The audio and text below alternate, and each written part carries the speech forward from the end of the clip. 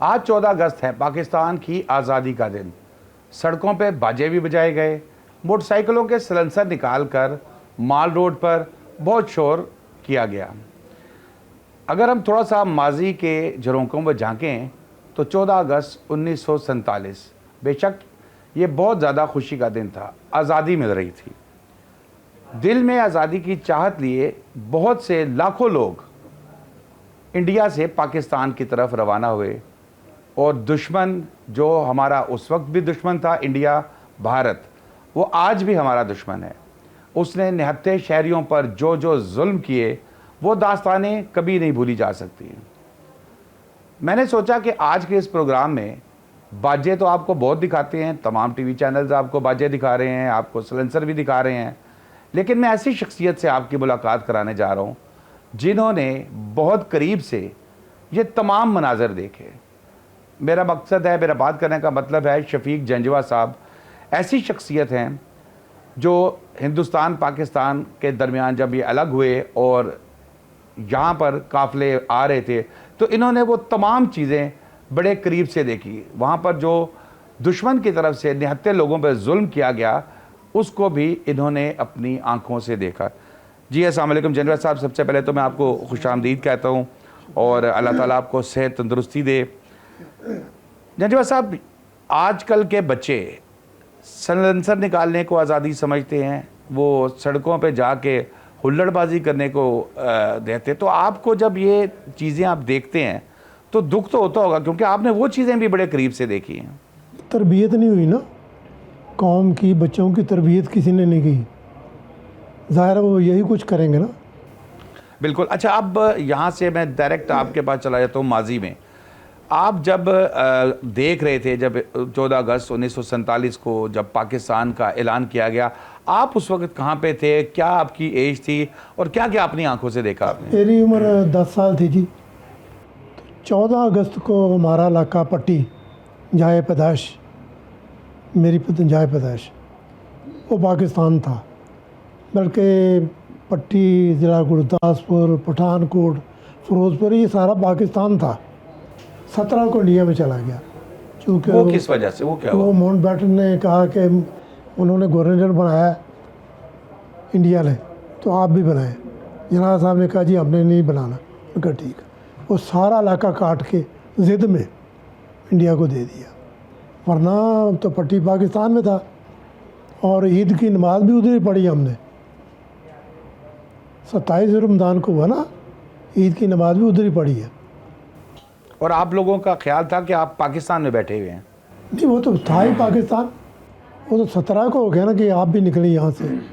अच्छा, जब वहाँ से आप लोगों को बताया गया कि जी यहाँ से अब आप निकलें, उस वक्त क्या सूरत हाल थी? आप लोग पहले थोड़ा सा अपने जज्बात वो थोड़ा सा बयान करें हमारे नाजरीन के लिए। देखो जी, उस वक्त हमारे एक जब ऐलान हो गया ना कि पट्टी भी इंडिया में चला गया है, तो हमारे एक अजीज़ थे दूर के, वो आर्मी को सब्ज़ी सप्लाई करते थे। वो आर्मी का ट्रक लेके आ गए, तो उसमें हमारी जो लेडीज़ थी ना वो सारी उसमें बैठ गई। तो वालिदा ने कहा मैंने तो नहीं जाना ऐसे, मैं बच्चों के साथ ही जाऊंगी। फिर वो ये हुआ कि कसूर से ट्रेन आ रही थी हमें लेने के लिए, तो वहाँ पट्टी से 10 किलोमीटर वल्टोहा रेलवे स्टेशन था, वहाँ सिखों ने रेलवे लाइन तोड़ दी। अब उन्होंने कहा जी यहाँ तो अब वहाँ चले 10 किलोमीटर, वहाँ जा के ट्रेन में बैठे और कोई सूरत नहीं है। तो फिर ज़ाहिर है जी वो चलना पड़ा। मैं था, बड़े भाई थे, बड़ी हमशीरा थी, एक छोटी हमशीरा थी, तो बस हम पैदल चल के गए जी वहाँ 10 किलोमीटर। अच्छा, ये बताइएगा कि जब आप इंडिया से यहाँ पर पाकिस्तान शिफ्ट हुए, ज़ाहिर है आपके अजीज़ो कारब भी वहाँ पर होंगे, उस वक्त क्या जज्बात थे, क्या उनसे भी आप लोगों के राब्ते हैं?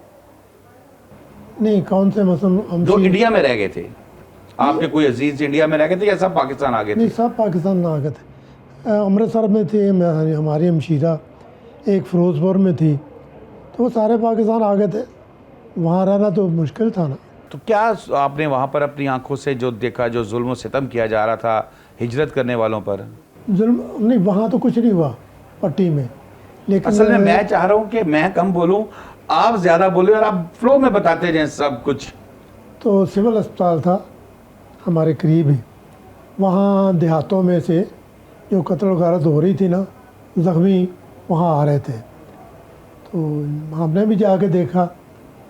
तो ज़ाहिर है जी के जुल्म किया जी बहुत उन्होंने, लेकिन किया सिखों ने। हिंदू तो बुज़दिल था, उन्होंने अब उनको शराब वगैरह पिला के कहा कि जाओ भाई। और हैरत की बात यह है कि हमारे काफ़िले को लेकर जो कसूर तक आया वो सिख मेजर था। अच्छा। हाँ, और उसने नहायत ध्यानदारी से कसूर तक हमें लेके आया। रास्ते में गांव आते थे, वहाँ से बाहर निकल के बुलबुल करते थे, बुलबुलियाँ मारते थे, तो फिर वो कहता था फायर करो। तो ज़ाहिर है उस वक्त फायर बड़ी बात थी। और मुकम्मल सपोर्ट आपको, मुकम्मल सिक्योरिटी के अंदर वो जो सिख मेजर था, मेजर लेके वो यहाँ पर कसूर तक लेके आया। तक लेके, तो फिर कसूर में जी बताएं। अरे कसूर तक लेके आया ना जी। तो फिर वहाँ हमारे वो करीब के वो अजीज़ थे, वहाँ हम कुछ दिन ठहरे, फिर यहाँ लाहौर भी आए। ये जो ज़िम्मेदार होटल है ना, अखबार था पहले, इसके सामने पीली बिल्डिंग है, इसमें भी 1-2 दिन रहे। वहाँ कुरैशी साहब थे, अब्दुल मजीद करशी, तो बड़े दाना आदमी थे वो, उनको ये जगह अलाट हुई थी, तो 1-2 दिन हम यहाँ भी रहे। इंडिया में जहाँ पर आप रहते थे, पट्टी का इलाका जो बताते हैं, वहाँ पर मुसलमानों की अक्सरियत थी, हिंदुओं की अक्सरियत थी या सिखों की अक्सरियत थी? नहीं, मुसलमानों की। लाहौर से 52 किलोमीटर अमृतसर, 52 किलोमीटर पट्टी और 52 किलोमीटर तकरीबन कसूर और अमृतसर के बिल्कुल दरमियान में थी पट्टी। माजे की पट्टी मशहूर थी, मुगलों की पट्टी बल्कि। अच्छा, वहाँ पर आप रहे? वहाँ हाँ। नहीं, वो जाए पैदाइश थी ना मेरी, तो ज़ाहिर है वो 17 को फिर उन्होंने कहा जी निकलें आप भी। तो फिर वहाँ पर, अच्छा एक चीज़ मैं थोड़ा सा पूछना चाहूँगा कि जब आप लोग वहाँ थे, छोटे आप थे, लेकिन जो वहाँ पर बाकी के लोग थे, मुसलमान कम्युनिटी के बाकी जो लोग थे, वो सारे आपके साथ आ गए। वहाँ पर हिंदुओं का ज़ाहिर इक्का दुक्का हिंदू भी तो रहता होगा, तो उस वक्त रहन सहन कैसा होता था? वहाँ थे हिंदू, लेकिन वहाँ जुनून था जी, वो जैसे किसी नई चीज़ का शौक़ होता है ना, वो टोलियाँ निकलती थी, लेके रहेंगे पाकिस्तान, बन के रहेगा पाकिस्तान, पाकिस्तान का मतलब क्या, ला इलाहा इल्लल्लाह। और हम भी थोड़ी दूर तक उनके साथ चलते थे, वो टोलियाँ आती थी तो नारे लगाते चले जाते थे। उस वक़्त के जुलूस जो होते थे और आजकल के जुलूस, ये जो माल रोड पे निकलते हैं 14 अगस्त पे, क्या आप महसूस करते हैं आप उस? नहीं, वहाँ वो हंगामा नहीं, ये असल में कौम नहीं बनी ना।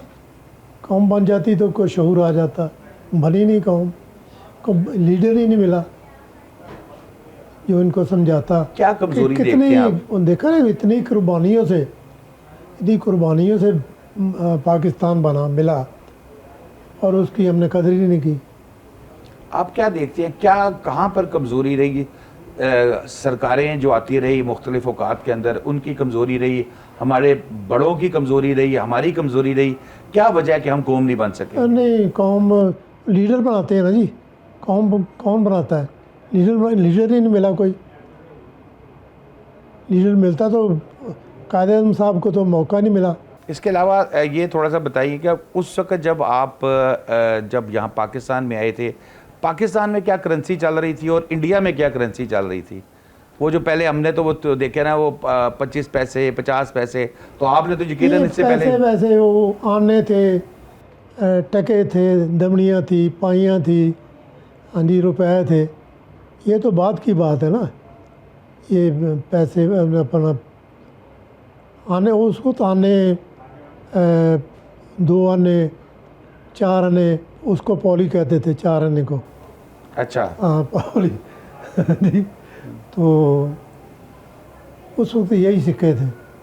तो उस वक़्त तो सस्ती भी, बहुत सी चीज़ें सस्ती होती होंगी, हर चीज़ आपकी। वो गाड़ी जो है वो कितने तक की मिल जाती होगी अंदाज़न? थी किसी के पास नहीं।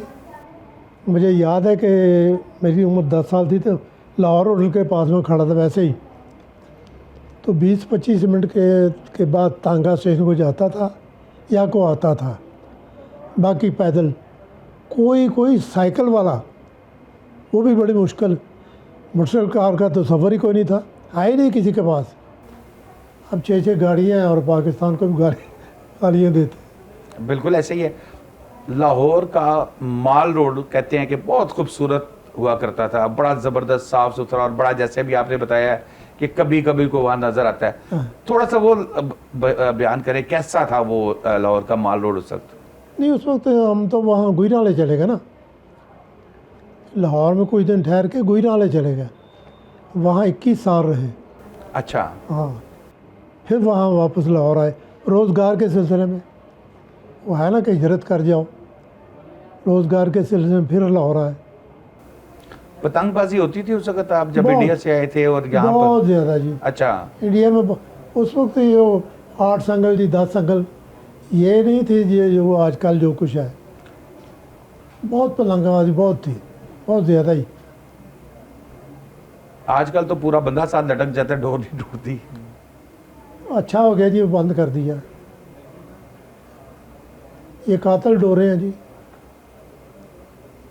कोई हिजरत के वक्त का कोई वाक़या सुनाए, हिजरत के वक्त का, जब आप लोग वहाँ से आ रहे थे। अब आपने तो फिलहाल तो भी हमें मुख्तसर सा बता दिया ना कि हम कसूर पहुँच गए। थोड़ा सा बताएं, इतनी आसानी से तो आप यकीन नहीं पहुँचे होंगे जिस तरह आपने कहा कि हम पहुँच गए।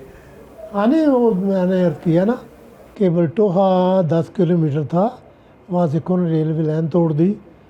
उन्होंने कहा जी वो अब तो उसकी मरम्मत होने रही, अब आप पैदल चल के वहाँ चले बल्टोहा, वहाँ ट्रेन में बैठे। तो मैं था, बड़े भाई थे, एक मरियम शीरा थी, एक छोटी थी। तो बड़ी मुश्किल से हम वहाँ पहुँचे जी, 10 किलोमीटर पैदल। कभी छोटी हमशीरा को मैं उठा लेता, कभी बड़े भाई उठा लेते, बड़ी मुश्किल से वहाँ पहुँचे। तो रात, लेकिन हैरत की बात यह है कि मेजर जो था ना वो सिख था, वो कसूर तक हमें छोड़ के गया। अगर वो चाहता तो सब में मरवा देता, लेकिन नहीं, उसने। हिंदू किस तरीके से, एक तो आपने बताया कि शराब शुरू पिला ली उसको और उसको लगा दिया। बुज़दिल थे जी, हिंदू शुरू से बुज़दिल है। उन्होंने ये काम सिखों से लिया है। अभी तो ताज़ा तरीन, हमने अल्लाह का शुक्र है कि बड़ा ज़बरदस्त किस्म का एक शिकस्त दी है हिंदू को, साबित किया आप वाली बात कि भाई तुम पहले भी बुज़दिल थे, तुम अब भी बुज़दिल हो। हाँ बिल्कुल। अच्छा, ये जब पिछले दिनों में जंग के सूरत हाल पैदा हुई, जाहिर है आपके तो फिर जज्बात ज़रा डिफरेंट होंगे। 65 में बहुत ज़्यादा जज्बात थे जी, बहुत बड़े। कई अरसा हम बागा जाते रहे मोटरसाइकिलों पे, स्कूटरों पे। इसकी मैं पूछना चाह रहा हूँ, ये जो अभी हाल ही में जो ताज़ा तरीन जंग हुई है, इसमें क्या आपके जज्बात है? क्योंकि हम लोग तो ज़ाहिर है टीवी चैनल्स में रिपोर्टिंग कर रहे हैं, सारा जिधर जिधर हो सकता है जा रहे हैं। ये एयरफोर्स की सारी कार्रवाई है जी, उनकी ये बहादुरी है, उन्होंने ये सब कुछ किया। हमारी एयरफोर्स पे मुकम्मल एतमाद है। हाँ, बिल्कुल जी, उन्होंने हमारी ये किया। आर्मी पे मुकम्मल एतमाद है। आर्मी देखो जी, वो लड़ते हैं हमारे लिए, वो हमारे लिए जाने देते हैं ना। बिल्कुल ऐसे ही है। यहाँ ब्रेक ले लें, ब्रेक लेते हैं तो गुफ्तगू का सिलसिला ब्रेक के बाद जारी रखेंगे। वेलकम बैक नाज़रीन, और शफीक जंजवा साहब मेरे साथ मौजूद हैं। गुफ्तगू हो रही है पाकिस्तान के अंदर जब हिजरत करके आए तो किन किन मुश्किलात का सामना करना पड़ा, और फिर पाकिस्तान में जब यहाँ पर आए तो कैसा इस्तकबाल हुआ, क्या अरेंजमेंट था। जंजवा साहब, सवाल ये है कि जब हिंदुस्तान से पाकिस्तान अलग हो रहा था, मुसलमानों की मुश्किलात भी थी, क्या मुसलमानों की जानिब से भी कोई तैयारी की गई थी, कुछ तलवारें, कुछ डंडे, कुछ इस किस्म के? हमारे साथ तो नहीं, थोड़ा हट के, चूँकि उसके आगे काफ़ी ज़मीन थी, उस पर सिखों के दौर की बनी बिल्डिंग थी 2 मंजिला। उसके नीचे जो था ना हिस्सा, वहाँ मुसलमानों ने भट्टियाँ लगा के तो ये तलवारें, नेज़े, बल्मे, तो खंजर ये बनाने शुरू किए थे। और ज़ाहिर है कॉलेज ला के ही होना था ना, तो वहाँ उन्होंने ये काम किया। तलवारें, खंजर, ये कह लें कुल्हाड़ियाँ, ये सारा कुछ बनाना शुरू किया। अंदर उसके वो बिल्डिंग थी पुरानी सिखों के दौर की, उसके नीचे जो था ना वहाँ उन्होंने ये इंतज़ाम किया ताकि अगर ज़रूरत पड़े, लेकिन अल्हम्दुलिल्लाह वहाँ ऐसा मौका ही नहीं आया। और जहाँ पर आप रहते थे वहाँ पर जो, जैसे भी आपने बताया कि मेजॉरिटी मुसलमानों की थी, तो वहाँ पर जो ये दुकानदार और ये ख़ास तौर पे मैं बात करूँगा ये पान सिगरेट ये वो खोके, ये इनका क्या होता था? मुसलमानों के होते थे या हिंदुओं के भी और मुसलमानों के भी? नहीं, नया बाज़ार था वहाँ, सुंदर पान वाला था और एक चिराग पान वाला था। तो मेरे ताया जी अल्लाह मग़फ़िरत करे, वो मुझे भेजते थे कि जाओ जाके चिराग पानों वाले से लेके आओ पान। तो पैसे 2 पैसे का पान होता था, पर वो इधर ये था गुड़ियों का, चूँकि पतंगबाजी बहुत थी वहाँ। एक चिंटू था गुड़ियों वाला, एक खुदा बख्श था गुड़ियों वाला, वो मुसलमानों के लिए था और ये हिंदुओं के लिए था। अच्छा, ये चीज़ उस वक्त ये थी हाँ जी, कि भाई बिल्कुल। मुसलमान जा रहा है तो वो खुदा बख्श से पतंग लेगा और वो दूसरा जा रहा है तो वो चिंटू से लेगा। बिल्कुल। देखो ना, वो ताया जी भेजते थे मुझे चिराग पान वालों का, हालांकि सुंदर पान वाला भी था, लेकिन वो चिराग पान वालों के पास भेजते थे कि वहाँ से वो पैसे 2 पैसे का पान होता था। और स्कूल जो थे वहाँ पर बच्चे हिंदू भी थे, सिख भी थे, मुसलमान भी थे, यहाँ आपके ये इलाके में? आबादी जो थी ना वो मुसलमान ज़्यादा थे। बच्चे मैं चौथी में था उस वक्त, चौथी पास कर ली थी जब पाकिस्तान बना है। तो उसके बाद तो खैर मौका ही ना मिला, वो पेट पूजा के और काम दूजा, फिर तो इस काम में लग गए ना। अच्छा, अब ये थोड़ा सा हम पाकिस्तान आ जाते हैं कुछ देर के लिए। जब आप यहाँ से सीधा आप कसूर गए, मेजर साहब ने आपको कसूर छोड़ा, वहाँ से फिर आप लाहौर आए, वो कैसे आप वहाँ पर पहुँचे? ज़रा मैं चाह रहा हूँ कि थोड़ा सा आप बताएं क्या माहौल था वहाँ पर, सड़कों का? सड़कें तो थी नहीं, रास्तों का? नहीं, यही जीटी रोड थी, इसके ज़रिए हम गुजरांवाला पहुँचे। फिर 21 साल वहाँ हमने गुजारे गुजरांवाला में। तो गुजरांवाला में थे तो और फिर ये है ना कि कारोबार कोई नहीं था, तो ये था कि हिजरत कर जाओ। फिर लाहौर में आया मैं काम के लिए, घर वही था गुजरांवाला ही, वो आज भी मुझे याद है, 557 नंबर मकान था गुजरांवाला, तो उसका नाम था हाजीपुरा। तो वो सारा मोहल्ला ही पहलवानों का था। गुजरांवाला तो खैर मशहूर ही पहलवानों के वजह से है।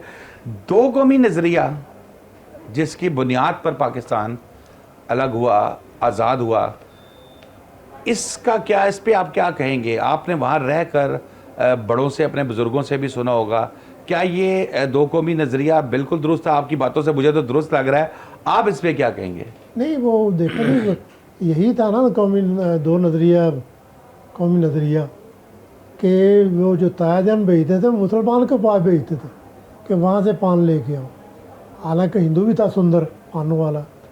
और फिर गुड़ियों का भी यही मसला था कि एक चिंटू गुड़ियों वाला, खुदा गुड़ियों वाला, तो वो तो था ना जी, ज़हनी तौर पे वो एक फ़र्क था। वो ये बाकी चीज़ों के अंदर भी ये नज़र आता था। अच्छा, ये तो आप बात कर रहे हैं जो अक्सरियती इलाके थे मुसलमानों के, मुझे थोड़ा सा बताएं कि जो आप अपने बड़ों से सुनते थे, जहाँ पर मुसलमान अक़लियत में थे, कम तादाद में थे, वहाँ पर हिंदू का क्या रवैया होता था? नहीं, हिंदू को मैं अर्ज़ किया ना, सिविल अस्पताल था हमारे करीब ही, तो वहाँ वो ज़ख्मी आ रहे थे देहातों में से, जो उन्होंने सिखों ने जुल्म किया।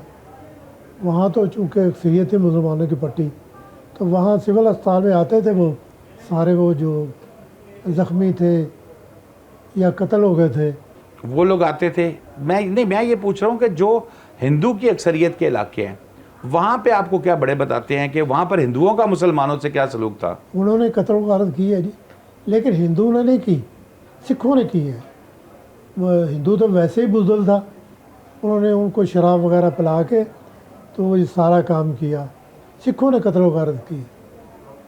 और हैरत की बात यह है कि जो हमें लेके आया मेजर वो सिख था। वो बिल्कुल, अभी देखें ना, अब आप खुद बता रहे हैं कि हिंदुओं सिखों ने किया, उन्हें शराब पिला के किया, फिर ये जो सिख जो आपको लेके आए थे मेजर साहब, इन्होंने पी नहीं होगी? हाँ, नहीं, दयानतदारी से लेके आए थे। बल्कि वो देहातों में से निकल के ना हिंदू बुलबुलियाँ मारते थे वो कहता था फायर करो, तो ज़ाहिर उस वक्त फायर बड़ी बात थी, वो भाग जाते थे। तो स्टेशन तक पहुंचने के लिए रास्ते में थाना था, वो सब कुछ रखवा लेते थे। फिर वो वही एक गिलास पानी पीने के लिए और सब कुछ, बल्कि हमारा वहाँ एक पहले पूरा कहते थे, फिर तय खाना हो गया, फिर वो बेसमेंट बन गई। तो वहाँ जो सामान था ना सारा वहाँ रख के घर का, और ये था कि वापस आना है, ये भी पूरा था जेलों में। तो वापस कहाँ, इंडिया? ये नहीं पाकिस्तान? अपने घरों में नहीं, घरों में वापस आना है, हाँ। इंडिया में ही। तो वहाँ सामान रख के हम वो उसको बंद कर दिया। तो स्टेशन पे पता चला जी, कोई जमादार ही थी ना, उसको पता था कि अब ये नहीं आएंगे, वो सारा सामान ले गए बाहर। जब आप कसूर पहुंचे तो यहाँ पर क्या अरेंजमेंट था? जो यहाँ की स्टेट थी उसकी तरफ से सरकार थी पाकिस्तान में उस वक्त? सरकार सकूर की कोई स्टेट नहीं थी, अपनी मदद आपके तहत ही था जो कुछ था। या हमारे वो अजीज थे। नहीं कोई कैंप्स वगैरह सारा? नहीं, कैंप में हम गए नहीं, कैंप में नहीं गए। वहाँ से कुछ दिन रहे, फिर वो गुजरांवाला चले गए। सही। अच्छा, उसके बाद फिर आपने यहाँ पर आके अपना सारा बिजनेस काम शाम जो है सारा वो स्टार्ट किया। इंडिया में आप अजदाद जो हैं आपके, वो क्या करते थे? वो ठेकेदारी करते थे वालिद साहब, सड़कों की कारपोरेशन के जो तो ये भी देखा ना उसमें उनका ये सिखों के दौर था कि पहले अमृतसर जाए तो पहले कैरों, फिर तरन तारण, उनका वो मुकद्दस जगह है वो तरन तारण, फिर वो अमृतसर भक्तों वाला जहाँ हमारे हमशीरा थे ना, उस स्टेशन का नाम था भक्तों वाला।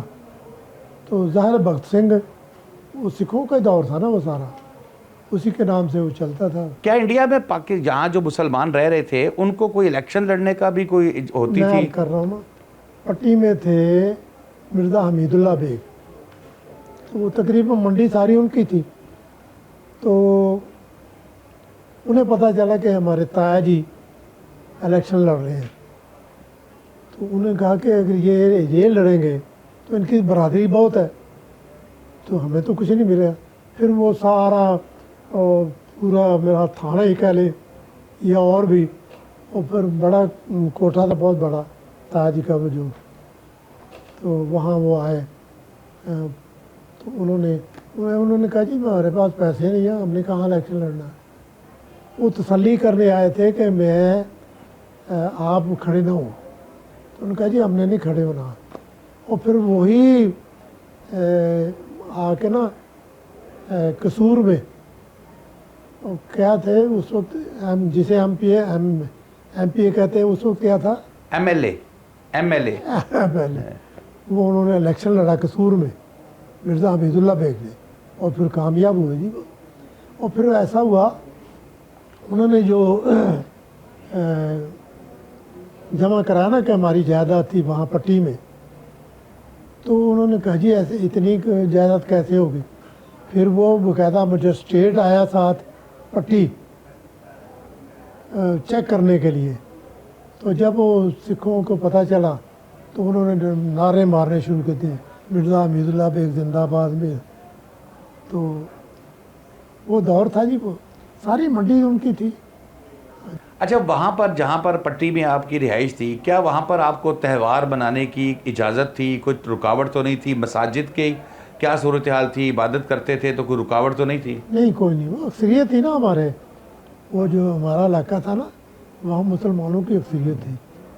तो वहाँ मस्जिद में वो उस ज़माने में होता था नौबत, रोज़ा खोलने के लिए स्पीकर तो था नहीं, वहाँ बिजली नहीं थी, तो फिर वो नौबत बजाते थे कि रोज़ा खुल गया या रोज़ा बंद हो गया।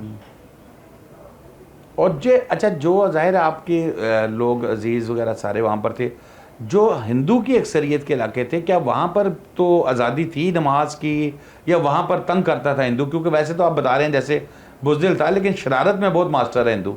नहीं, वो सिखों से काम लेते थे ना, सिखों का आगे कर देते थे।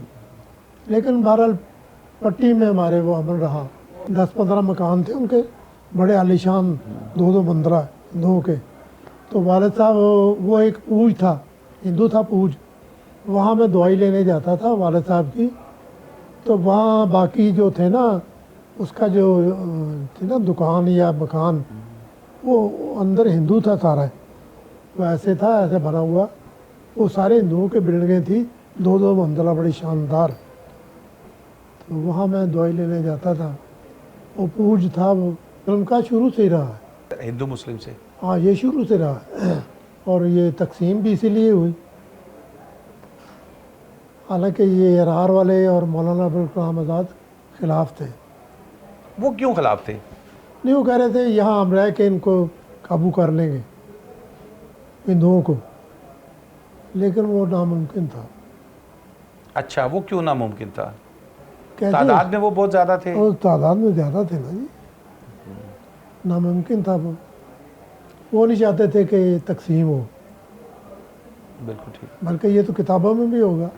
अच्छा सर, ये बताइएगा, जो इस वक्त भारत का वज़ीर आज़म है नरेंद्र मोदी, जो उसका एक सोच है, जो एक माइंड सेट है, क्या हम इसे कह सकते हैं कि ये एग्जैक्ट हिंदुआना माइंड सेट है? बिल्कुल, ये शुरू से है, ये आज नहीं है। हिंदू शुरू से मुतअस्सिब रहा है, लेकिन वो बुज़दिल था, उसने काम सिखों से लिया। वो आज भी उनकी वही सोच है जो आज नरेंद्र की है, उस वक्त भी वही थी। बल्कि वो थे, क्या नाम है उसका, तारा सिंह, वो तो तलवार लेके आ गया था असेंबली में। अच्छा, हाँ जी, क्या तो ये क्या? इन्होंने भड़काया था ना इन हिंदुओं ने।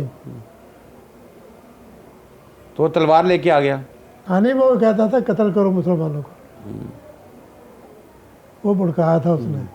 शफीक साहब, बस आखिर ये सवाल मेरा ये होगा कि आप हमारी आजकल की जो नौजवान नस्ल है, जो रातों रात अमीर बनने का ख्वाब भी देखती है, जो सोशल मीडिया पे भी बहुत ज़्यादा एक्टिव है, जो बाजे भी बजा रही है सड़कों पे और वो सलेंसर भी निकाल रही है, उसके लिए कोई एक पैगाम? उसके लिए खुदा करे कोई ऐसा लीडर मिल जाए जो इस कौम को सीधा कर दे, कौम को लेकर चल पड़े। अब वो मौका नहीं बन रहा, ये कैसे सीधे होंगे जी? ये तो यही कुछ करेंगे, तरबियत नहीं है ना, तरबियत कौन करेगा? वो लीडर करते हैं, लीडर कौम बनाते हैं और वो साथ लेके चलते हैं। बहुत शुक्रिया शफीक जंजुआ साहब आपका। नाज़रीन, 14 अगस्त स्पेशल के हवाले से आपने शफीक जंजुआ साहब की गुफ्तगू सुनी। किन किन मुश्किलात से गुज़र के पाकिस्तान में लोगों ने आज़ादी हासिल की, पाकिस्तान पहुँचे, और क्या हिंदू की फितरत क्या थी, किस तरीके से हिंदू ने चालबाजी के ज़रिए सिखों को हमारे ख़िलाफ़ इस्तेमाल किया। शादाब रियाज को इजाज़त दीजिए। अल्लाह हाफ़िज़।